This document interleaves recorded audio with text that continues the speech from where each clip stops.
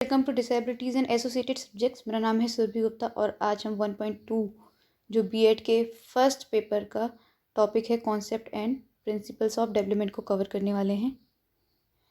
अगर आपने पहली बार हमारे चैनल पर विजिट किया है तो चैनल को सब्सक्राइब कीजिए। अगर आपको वीडियो पसंद आता है तो उसको लाइक और अपने फ्रेंड्स के साथ शेयर कीजिए। ये हमारे सोशल मीडिया हैंडल्स हैं जहाँ पर आप हमें फॉलो कर सकते हैं फॉर मोर अपडेट्स।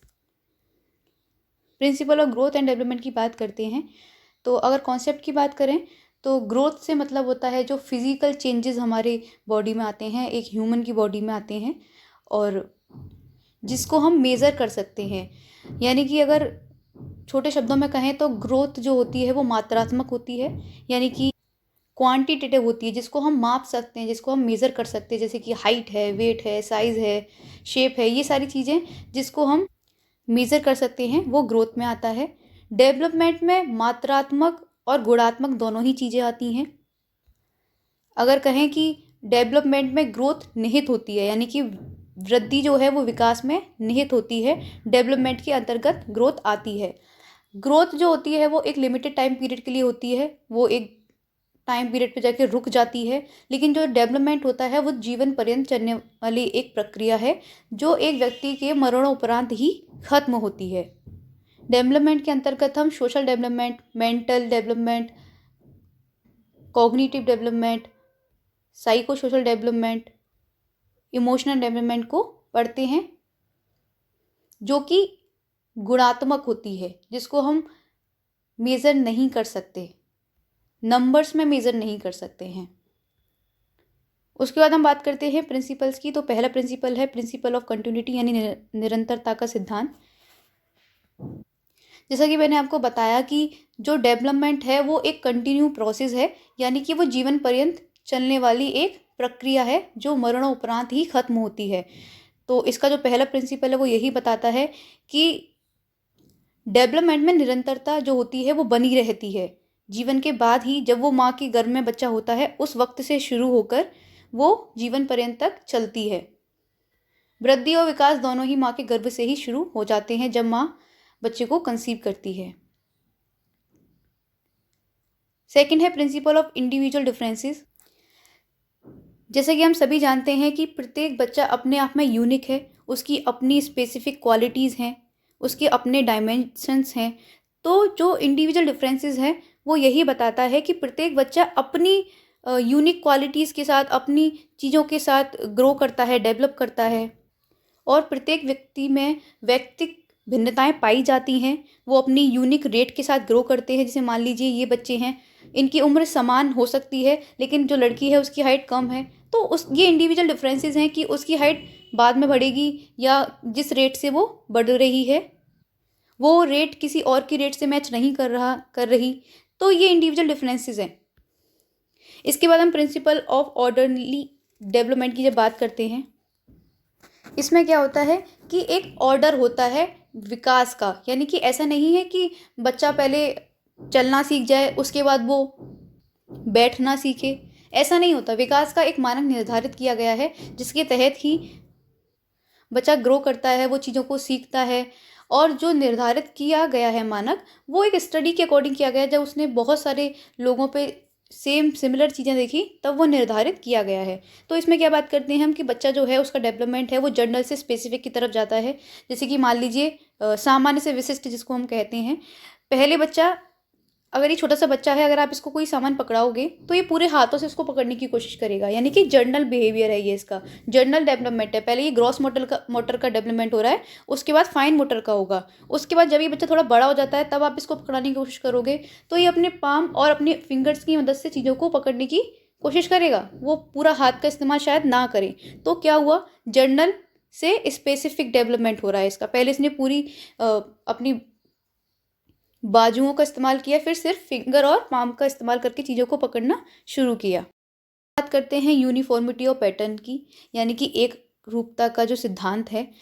आप दुनिया के किसी भी कोने में चले जाइए, आप पहाड़ी इलाकों पे चले जाइए, आप अमेरिका चले जाइए, आप चाइना चले जाइए, आप साउथ अफ्रीका चले जाइए या किसी ठंडे इलाके पे चले जाइए, कहीं भी चले जाइए, आप भारत में देख लीजिए।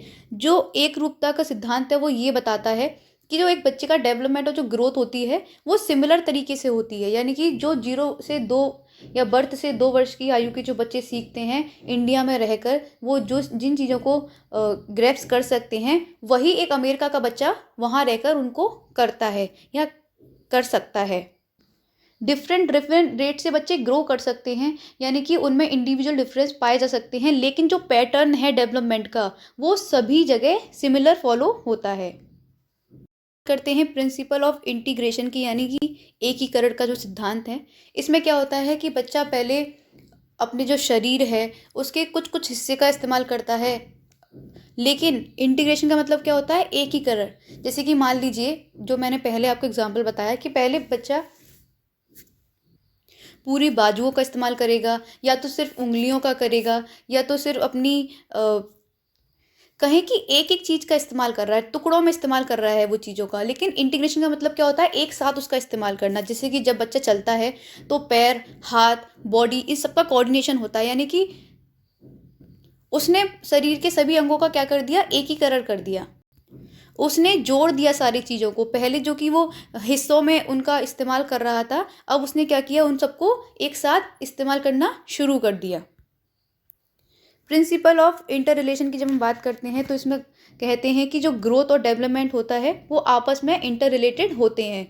आपको एग्जांपल से समझाया जाए तो, अगर मान लीजिए आप फिज़िकली वीक हैं, अगर आप फिज़िकली वीक हैं तो क्या आपका डेवलपमेंट सही तरीके से हो पाएगा? नहीं। तो जो फिज़िकल ग्रोथ होती है, या फिर कहें कि जो ग्रोथ और डेवलपमेंट होते हैं, वो आपस में इंटर रिलेटेड होते हैं। कहा भी जाता है कि एक स्वस्थ शरीर में स्वस्थ मस्तिष्क निवास करता है। तो डेवलपमेंट और ग्रोथ दोनों के लिए ही दोनों का बैलेंस होना या दोनों का स्वस्थ होना बहुत ज़रूरी है। उसके बाद बात करते हैं principle of lack of uniformity in the developmental rate. देखिए, एक रूपता नहीं होती डेवलपमेंटल रेट में। पैटर्न सेम होता है, लेकिन बच्चा डिफरेंट डिफरेंट रेट से ग्रो करता है। डेवलपमेंट कंटिन्यूस एक प्रोसेस है, पैटर्न सेम फॉलो होता है, लेकिन जो रेट है एक बच्चे के ग्रो करने की, वो कभी भी यूनिफॉर्म नहीं होती है। ऐसा नहीं होता कि बच्चा एक साल में जो ग्रो कर रहा है, जितना उसने ग्रो किया, वो अगले साल में भी सेम ही परसेंट के साथ में, सेम चीज़ों के साथ में ग्रो करेगा। मान लीजिए एक साल में बच्चे ने 100 वोकेबलरी लर्न करी, एक एग्जाम्पल लेके चलते हैं, तो अगली जो साल है उसमें भी वो 100 ही करेगा, फिर नेक्स्ट में भी 100। यानी कि जो रेट होती है डेवलपमेंट की वो यूनिफॉर्म नहीं होती, लैक ऑफ यूनिफॉर्मिटी होती है।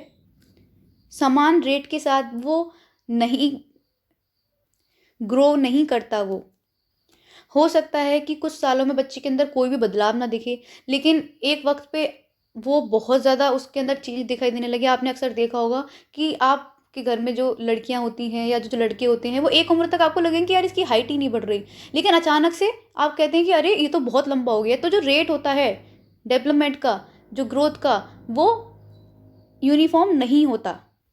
लड़कियों की हाइट ज़्यादातर 12 से 15 साल की उम्र का जो दायरा होता है उसमें बहुत स्पीड से बढ़ती है, वहीं लड़कों की इससे थोड़ा देर से। आपने देखा होगा कि लड़के लंबे होते हैं, लेकिन लड़कियों की अपेक्षा बाद में लंबे होते हैं वो। अब नेक्स्ट बात करते हैं प्रिंसिपल ऑफ इंटरेक्शन। इंटरेक्शन का मतलब क्या होता है, जब आप क्लास में पढ़ रहे होते हैं तब टीचर आपसे क्वेश्चन करता है, आप उनसे बात करते हैं, आपसे सवाल जवाब करते हैं, तो ये क्या है, बातचीत हो रही है, इंटरेक्शन हो रहा है आपका और टीचर के थॉट्स का। तो यहाँ पे जब हम प्रिंसिपल ऑफ इंटरेक्शन की बात करते हैं तो यहाँ जो टीचर है वो आप हैं, और जो बच्चे हैं वो आपका एनवायरनमेंट है।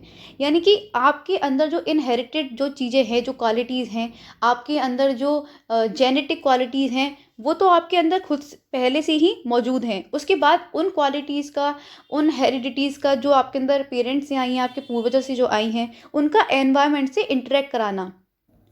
इसमें लिखा हुआ कि no person can be born without heredity. बिना हेरिडिटी के कोई भी जन्म नहीं लेता, उसके अंदर कुछ ना कुछ तो गुण होंगे उसके पूर्वजों से, उसके माता पिता से। लेकिन जो डेवलपमेंट है वो बिना प्रॉपर एनवायरनमेंट के नहीं हो सकता। जब तक कोई भी व्यक्ति एनवायरनमेंट से, अपने आसपास की दुनिया से इंटरेक्ट नहीं करेगा, तब तक उसकी लर्निंग कैसे होगी, तब तक वो डेवलप कैसे करेगा, वो सीखेगा कैसे। हम सीखते कैसे, जब लोगों से हम बात करते हैं, उनसे अपने विचार रखते हैं उनके सामने, वो अपने विचार बताते हैं, तब हम बता पाते हैं, हम समझ पाते हैं कि क्या चीज़ें सही हैं, क्या गलत हैं।